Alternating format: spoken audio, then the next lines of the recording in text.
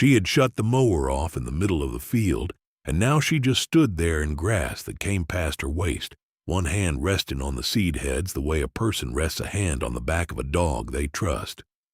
The tractor idled behind her, a low, patient knock, and the men leaning on the fence along Pentland Road waited for her to finish the pass she had started and quit halfway through. She did not finish it. She reached down instead and ran her thumb along a stem until a little rain of seed fell into her palm, and she looked at it a long time, longer than any of them thought a piece of grass deserved to be looked at. And then she closed her fingers over it and walked back to the tractor and drove it out of the field and parked it in the shed and did not cut another blade that day. Cassidy Artery was 22 years old and built small enough that strangers in Ansel took her for a girl of 15. And that afternoon, she gave the whole of Thackeray County something to talk about for free, which in a dry year is the only thing anyone can afford to give. The grass she would not cut was, to every eye that mattered in that country, a plain, worthless tangle of weeds. It had come up thick on the old Artery quarter after 2 seasons of nobody touching it, the big blue stem gone bronze at the tips, the little blue stem catching red in the low light, side oats grama hanging its seed off to one side like flags on a line, and buffalo grass matting low and gray beneath all of it. Land that a decent farmer kept clean and turned and drilled to wheat, or at the very least mowed for looks, so the neighbors would know a person still cared. She had let it go to jungle. Boyd Trammell, who farmed 4,000 acres on 3 sides of her and had buried 2 combines and a marriage in that soil, watched her park the tractor and said, to no one and to everyone, that the girl had come back from wherever she'd been to grow a crop of nothing on the best laid ground in the township. Weeds, he said, just weeds. And weeds, he said, lead to weeds. Before I take you any further into what those weeds turned out to be. And into the afternoon, the sky went the color of a rusted hinge and taught this county a lesson it had spent 40 years forgetting. Do me one small kindness. If you have ever been told that the thing you were holding on to wasn't worth the trouble, tap the like button so this story reaches somebody else who needs to hear it, and leave a comment telling me the town you're watching from. Because I read them, and I like knowing where in this wide country these stories are landing tonight. That's all. Now let me take you back to the grass, and to the girl who refused to cut it, and to the men at the fence who were so certain they were right. They were not cruel men, is the thing you have to understand. Boyd Trammell would have pulled your truck out of a ditch at 2 a.m. in January and refused gas money for it. Dale Furman, standing beside him at the fence, had coached half the men in that county in Little League and remembered all their batting averages. They were reasonable men who believed reasonable things, and the most reasonable thing a man could believe in Thackeray County was that ground was worth exactly what you could grow and sell off it, and that a field left to weeds was a field a person had quit on. They had watched Cassidy's grandfather Emmett work that same quarter for 50 years, and they had watched Emmett get stubborner and quieter toward the end and let more of it go back to grass. And they had shaken their heads over that too, gently, the way you shake your head over an old man's harmless notions. Now the old man was 2 years in the ground at the Ansel Cemetery, and here was his grandchild picking up the same stubbornness like a coat left on a peg, and putting it on, and it fit her. She did not argue with them. That was the part that unsettled them most. A person who argued could be answered, could be reasoned back toward sense, could be beaten in the slow-talking way that men beat each other at the feed store counter. But Cassidy Artery only nodded when they told her she was wasting the finest dirt in the county, and said thank you, and meant it, and went on not cutting the grass. When Dale asked her flat out what her plan was, standing there with the seed still faint in the creases of her hand, she looked past him at the field going gold in the wind, and said only that she was going to watch it a while first. A while. Like the field was a person she'd just met and hadn't decided about. Dale told that around town for a week, and it got a laugh every time. And Cassidy, who heard about the laughing the way you hear about weather in another county, did not seem to mind it at all. What none of them knew yet, what she herself only half knew, was that she was not making it up as she went. There was a reason she had come back to a quarter section of Kansas grass with no plan a banker would sign off on, and the reason was written down in a green cloth ledger in the bottom drawer of her grandfather's desk, and it was sitting in a blue enamel tin on the windowsill of the kitchen where the morning light hit it first thing every day. She had not shown either of these things to a single living soul. She had learned early from Emmett himself that the surest way to kill a true thing is to explain it to people who have already decided it's false.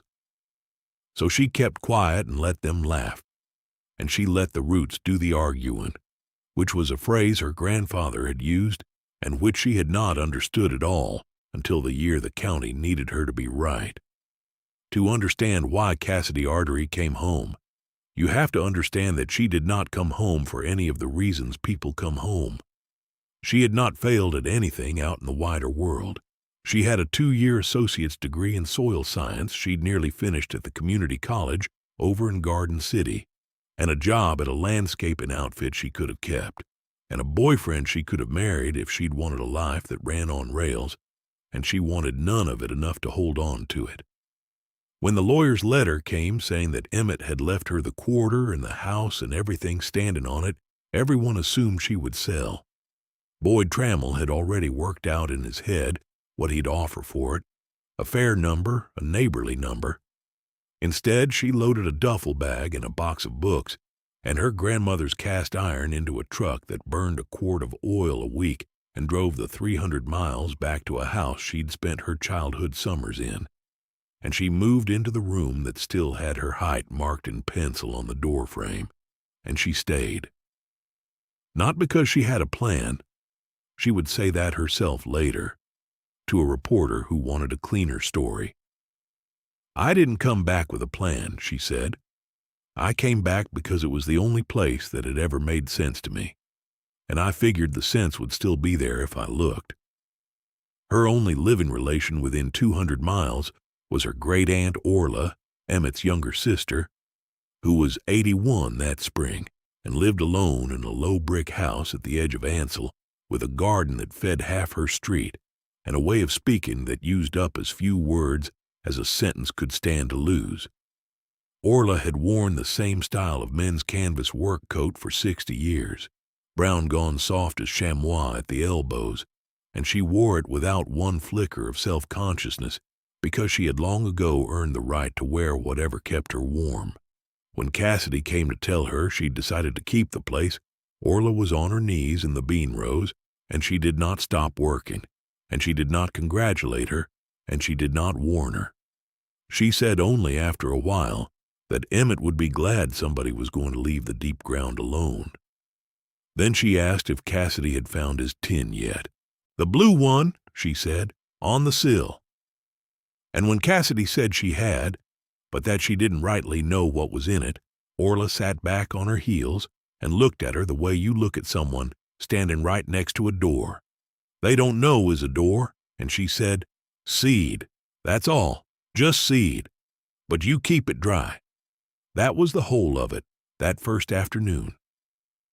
Cassidy went home and took the blue tin down off the sill and pried the lid off, and inside was maybe 4 cups of the roughest, chaffiest, least promising seed she had ever seen, a mix of husks and awns and hard little kernels, the gray-gold color of dust, nothing you could sell in a bag, nothing that looked like it would ever be anything.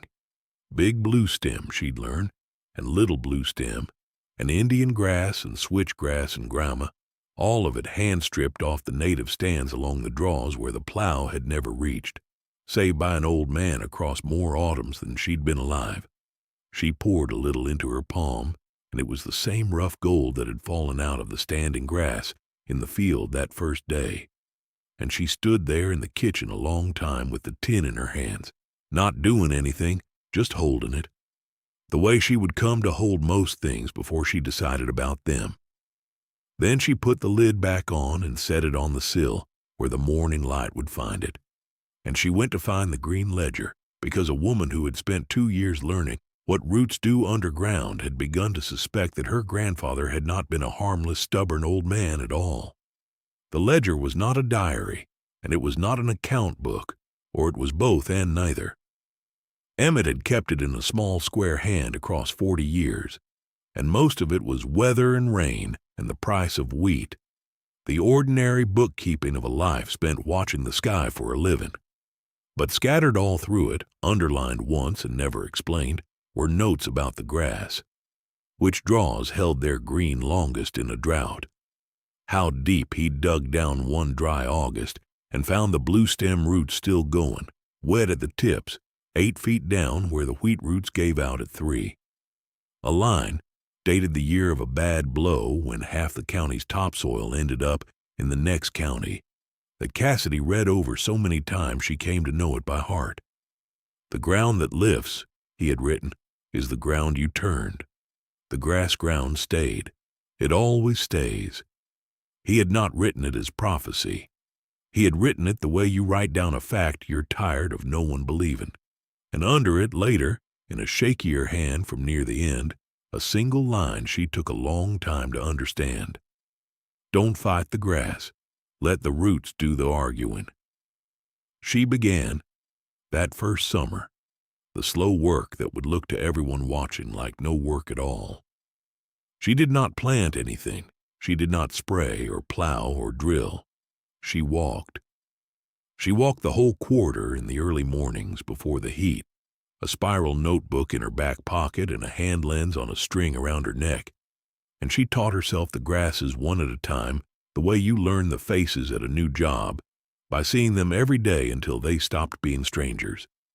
This was Little Blue Stem, going the color of a fox in October. This was the tall, big blue stem the old-timers called turkey foot for the way its seed head split in 3. This was side oats grama with its little seeds all combed to one side, and this was buffalo grass hugging the ground where the cattle had grazed hardest, and this was switchgrass down in the wet draw standing higher than her head. She wrote down where each one grew and how thick and in what ground, and she pressed samples between the pages until the notebook fattened and warped, and she found, walking, that her grandfather's underlinings began to line up with what she was seeing, that the draws he'd marked as staying green longest were exactly the draws where the deep-rooted natives ran thickest, and she understood that the ledger was not a record of a man's opinions. It was a map. The town, meanwhile, made up its own mind about what she was doing, which was nothing. Word travels in a dry county the way fire travels, on the ground and against the wind, and the switchboard of it was the Sunflower stop out on the highway where Pauline Dukes worked the register and had worked it for 20 years and knew everyone's business before they knew it themselves.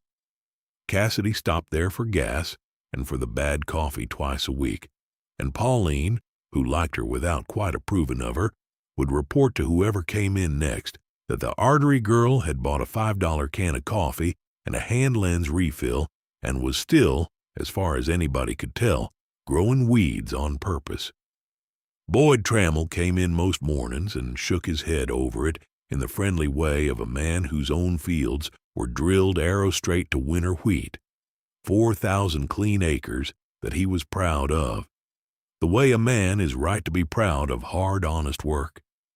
"She's a nice enough girl," he'd tell Pauline, "but you can't eat scenery.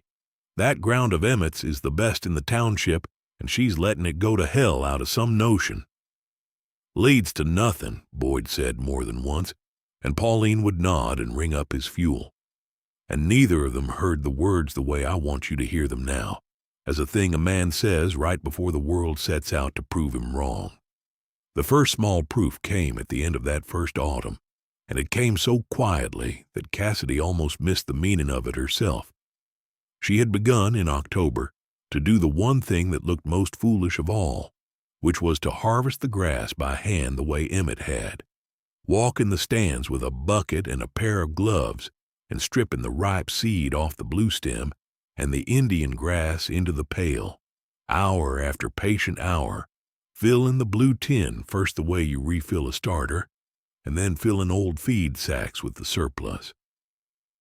She did not know yet what she would do with sacks of native seed. She knew only that a thing this hard to come by was a thing worth saving, and that her grandfather had saved it for 40 years for a reason he had not lived to tell her, and that she trusted the reason more than she trusted the men who laughed. She stored the sacks dry in the loft of the barn, and she wrote down the weights, and she did not tell a soul.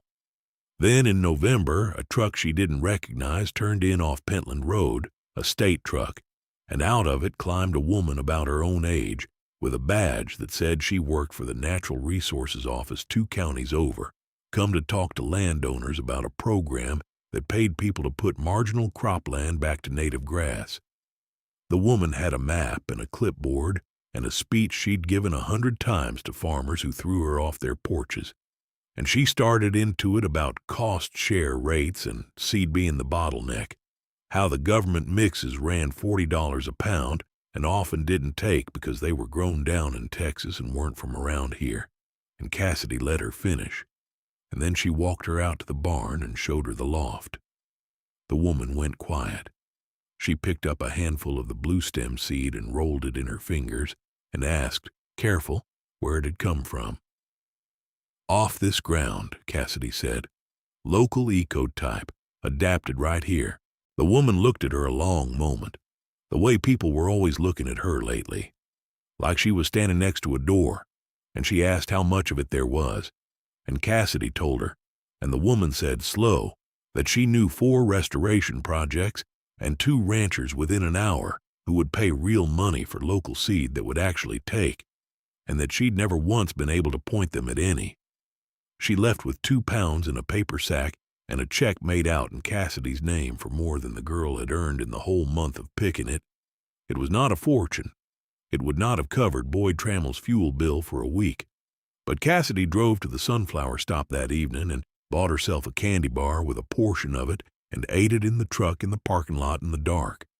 Not celebrating exactly, just letting the fact of it sit in her.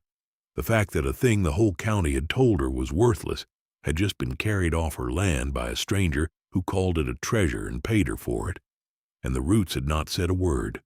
They had only done what roots do. They had held.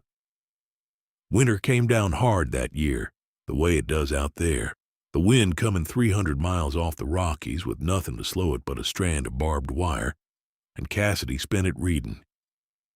She read everything she could get her hands on about native seed and restoration and the deep-rooted prairie, and the more she read, the more she understood what her grandfather had known in his bones without any of the words for it, that the short-grass and mixed-grass prairie of that country had spent 10,000 years learning how to live through drought, sending its roots down 8 and 10 and 12 feet to water. No plow crop would ever reach, building soil instead of spending it, and that when the settlers turned it under 100 years back to grow wheat. They had cut those roots and started a slow bleeding of the ground that the great blows of the dirty 30s had only made visible. She read about that time, the black dusters that rolled 1,000 feet high and turned noon to midnight and drove people out of that very county by the wagon load, and she read the thing that stopped her cold, which was that the ground that had not blown, the ground that held through all of it, was the ground still in native grass. It was not luck. It had never been luck. Her grandfather had watched a smaller version of it in his own lifetime and written it in his ledger in a hand grown shaky, and she was reading it now in books written by scientists who had come to the same fact the long way around. She underlined it in her own notebook next to his. The grass ground stays. She did not become a preacher about it. That was not in her. And it was not the way she had been raised. And besides, she had learned that a true thing preached at a man who has decided against it only makes him decide harder. So through that winter and into the next spring, she said almost nothing to anyone. And she let the county go on thinking she was a sweet lost girl playing at farming, and she kept picking seed and drying it and cleaning it in a hand-cranked fanning mill. She'd found rusted in the barn and freed with penetrating oil and patience, and she sold it, quiet, 2 pounds here and 5 pounds there, to the state woman and to the men she sent, and she wrote every sale in the green ledger under her grandfather's old entries, so that the book that had begun as his became half hers. By the second autumn, she had a name for herself in a small circle that had nothing to do with Ansel, a name among the people who fixed broken land for a living, who spoke of the artery girl over in Thackeray County who had real local seed, hard country seed, seed that took. But in Ansel itself, she was still the girl growing weeds, and Boyd Trammell still shook his head at the sunflower stop, and the whole thing might have gone on that way for years, a slow, quiet success invisible to the very people who most needed to see it, if the weather had not, in the third spring, decided to make its argument in a language the whole county could not help but hear. It came in the middle of April on a day that had started ordinary and gone wrong by degrees. The winter had been the driest in memory on top of 2 dry years before it, and the wheat that Boyd and Dale and the others had drilled the previous fall had come up thin and given up, and half the county had worked its fields to bare dirt that spring, meaning to try again. Black fields harrowed fine and smooth as a tabletop, waiting on a rain that would not come.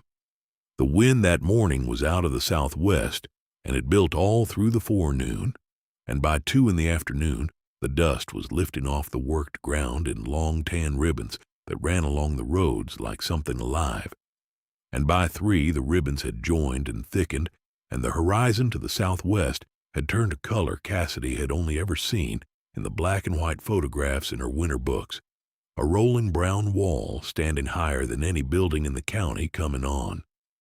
She stood in her yard and watched it come. Then she did the thing her grandfather's ledger had taught her without ever quite saying it.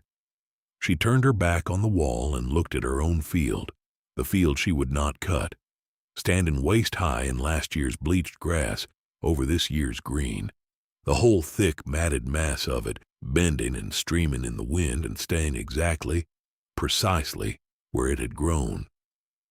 The duster hit Ansel a little after 3:30 and took the daylight with it.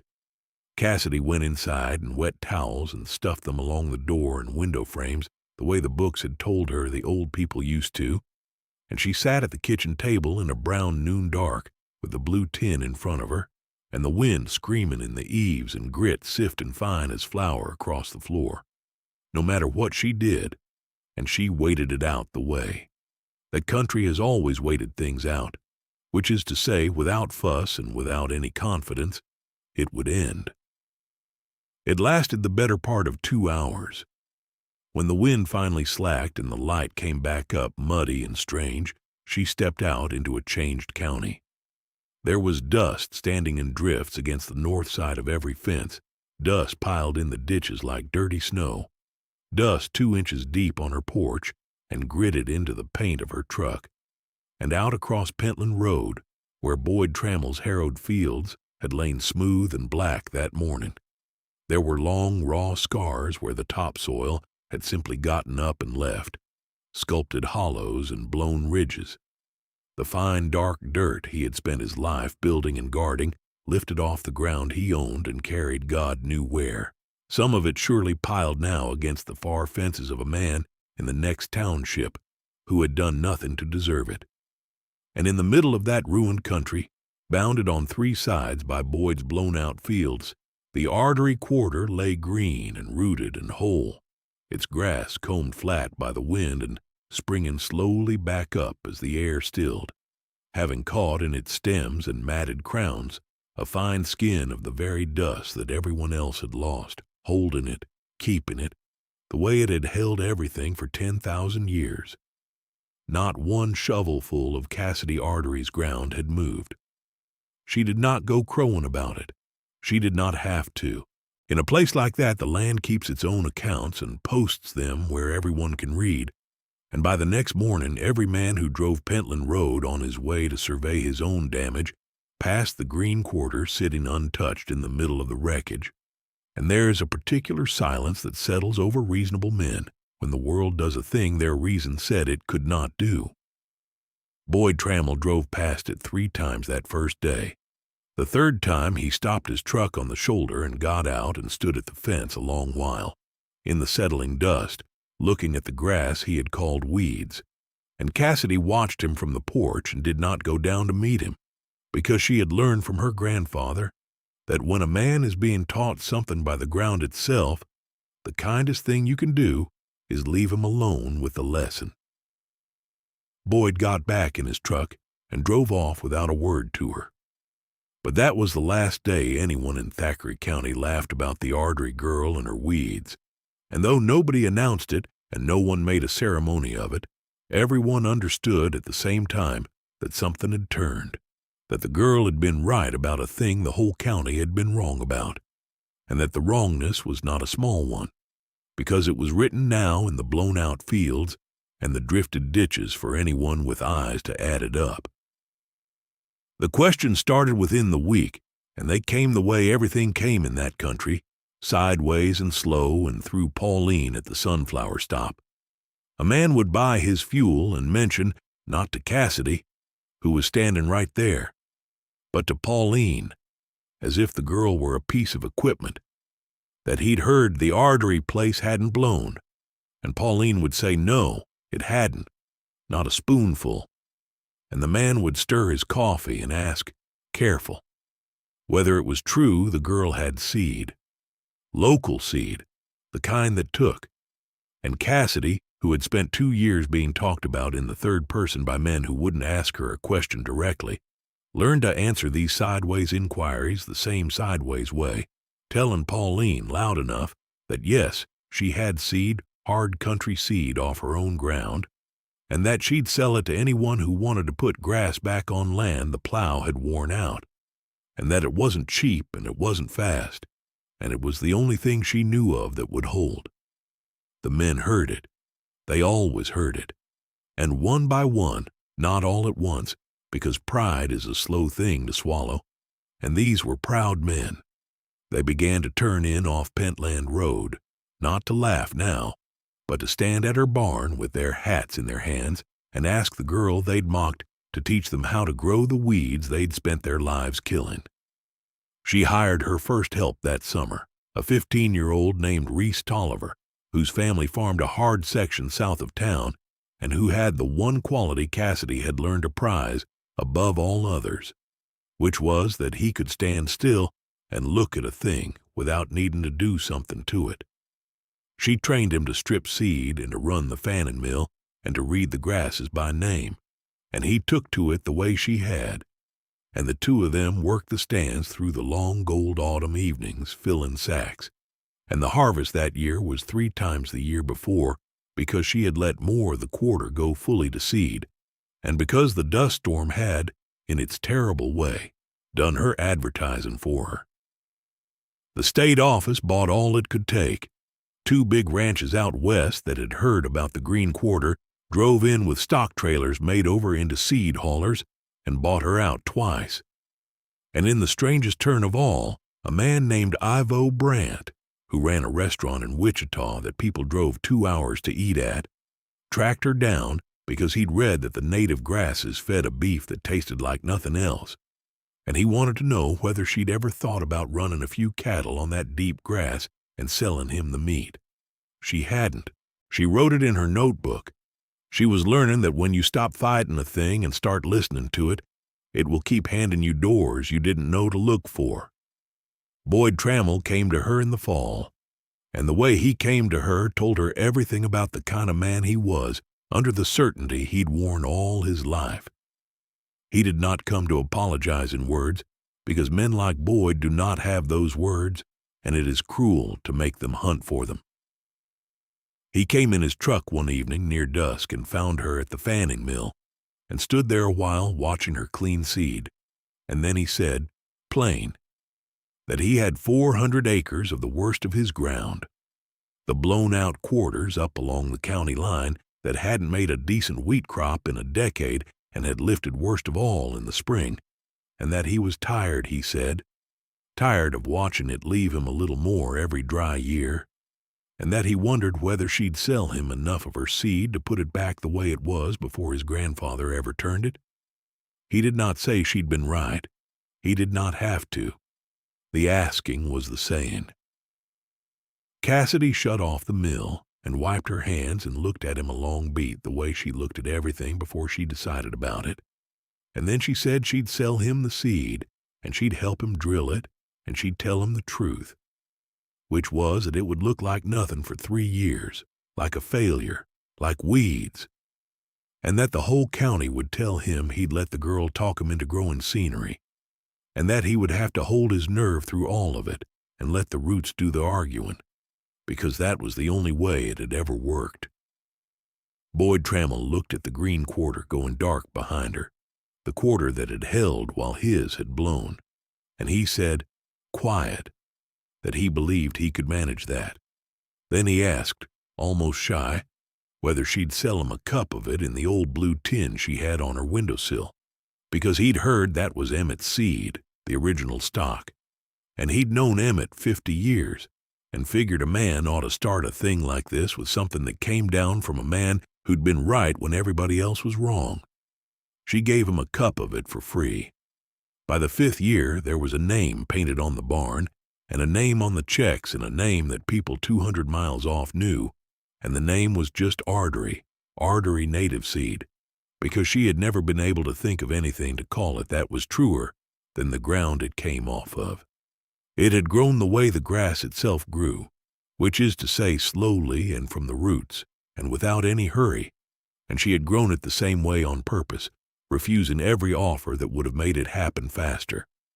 A seed company out of Nebraska drove down and offered to buy her out and put her name on a national catalog, and she said no, because the whole point of the seed was that it was from right here, adapted to this exact hard ground, and a bag of it grown in Nebraska and sold as Artery would be a lie that would blow away the first dry year like everybody else's dirt.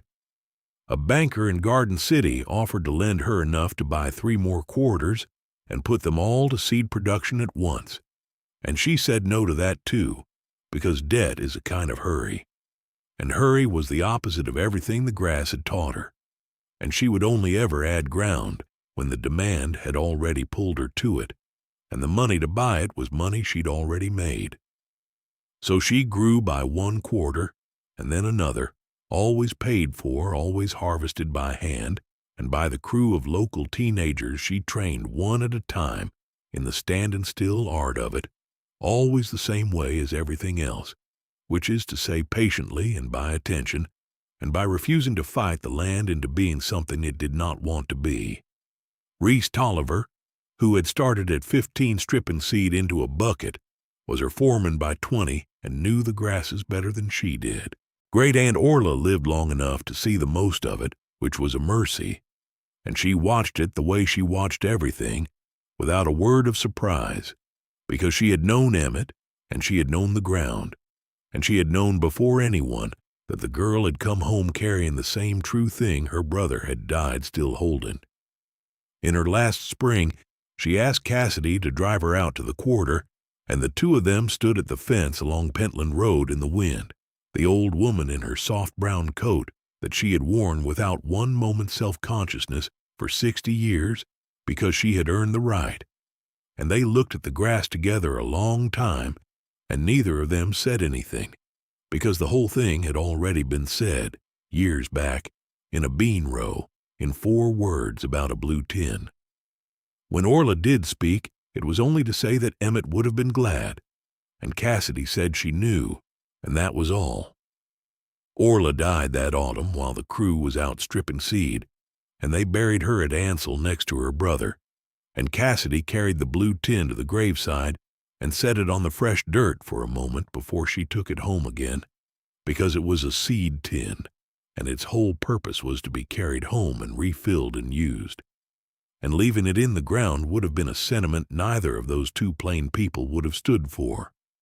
She thought a great deal, that grieving winter, about how much of the thing she'd built had not been hers at all, but had come down to her through hands she barely remembered, and she came to understand her grandfather's shakiest ledger line the way you understand a thing you have finally lived long enough to earn. Don't fight the grass. Let the roots do the arguing. He had not meant only the grass, though he had meant that too. He had meant that a true thing does not need you to defend it with your mouth, that if you will only quit fighting reality and get out of its way and do the patient work of tending what is actually there instead of what everyone insists ought to be there, the truth will make its own case, in its own time, in a language louder than any argument, the way her grass had made its case in 2 hours of April wind, while she sat quiet in a dark kitchen holding a tin of seed an old man saved. She had spent 5 years being proven right without once having to prove anything, and she saw now that this was the whole of what he'd been trying to tell her. That vindication that comes from reality is the only kind worth having, because it cannot be argued back, and it does not depend on anyone believing you, and it will still be true in 100 years when everyone who laughed and everyone who was laughed at is lying quiet under the same grass out at the Ansel Cemetery, roots going down through all of them alike, holding the ground. There is a photograph now, taken by a magazine that came out to do a story they wanted to make cleaner and simpler than it was, and it shows Cassidy Artery standing waist-deep in the grass she would not cut, one hand resting on the seed heads the way you rest a hand on the back of a dog you trust, and if you did not know better, you would think it was that first afternoon all over again, the girl and the field and the low gold light. But the light is different now, and so is she, and if you look past her in the picture you can see, along the far fence line where Boyd Trammell's blown-out quarters used to lie raw and dying, a wide band of new grass 3 years drilled, and coming in strong, little blue stem going fox red in the fall, and beyond that another band, and another, a whole worn-out corner of the county turning slowly back into the deep-rooted prairie that had held that ground for 10,000 years before anyone thought to call it weeds, all of it grown from seed that traced back, sack by sack and cup by cup, to a blue enameled tin an old man kept on a windowsill because he could not bring himself to believe the thing everyone told him, which was that what he had was worth nothing. It was worth everything. It was worth the whole county. It just took a while for the county to be told in a language it couldn't argue with, and the girl who told it never raised her voice once, because she had learned before. She was old enough to know she'd learned it, that the grass was never the problem, and the grass had never once needed her help to win. If this story reached something in you, then before you go, do 3 small things for someone besides yourself. Share it with a person you know who has been told that the thing they love, the thing they can't let go of, the thing everyone keeps telling them to sell or plow under or give up on, isn't worth the trouble, because they may need to be reminded tonight that reality has a way of settling those arguments in its own time. Leave me a comment and tell me about the thing in your own life that people wrote off too soon, the thing you kept when the sensible move was to quit it, because I want to hear it, and so do the folks reading down there with you. Tell me the town and the state and the country you're watching from, because these stories go out farther than I ever know, and it does my heart good to see where they land. And know that I read every last comment, every one, the way you'd walk a field in the early morning before the heat, slow and paying attention, and glad for every green thing that came up where nobody thought anything worthwhile could ever grow. And in case you are the kind of person who lingers after the words are done, the way some folks stay in a field a minute longer than they need to just to feel the wind change, let me leave you standing there in the grass one last time, because there is a small thing I did not tell you yet, and it belongs at the end where small true things belong. The spring after Orla died, Cassidy took Reese Tolliver and a truck bed full of the original stock out to the far corner of Boyd Trammell's county line ground, the worst quarter, the one that had blown the hardest the day the sky went the color of a rusted hinge, and the two of them drilled it by hand along the contours the way Emmett would have, and when they were finished, Cassidy did a thing she had never done for any other field. She walked to the center of it and knelt in the raw, worked dirt and poured out the last cup from the blue enamel tin, the true first seed, the stock that traced back 40 autumns to an old man's stubborn hands, and she worked it into the ground with her fingers and did not mark the spot, because a marked spot is a monument, and a monument is a thing that has stopped growing, and she wanted this to keep going instead. Boyd found out about it years later and never said a word, but he mowed a wide, clean margin around that quarter every summer for the rest of his life, so nothing would ever crowd it. And when people asked him why he kept that particular corner so careful, he only said it was good ground, the best in the township, which was the same thing he had once said about the field he'd wanted to buy and plow, except that now he meant something entirely different by it. And the difference was the whole of what the girl had taught the county without ever once raising her voice. So that is where I will leave her, and where I will leave you, out on the deep-rooted ground, with the light going long and gold, and the seed heads bending all one way in the evening wind.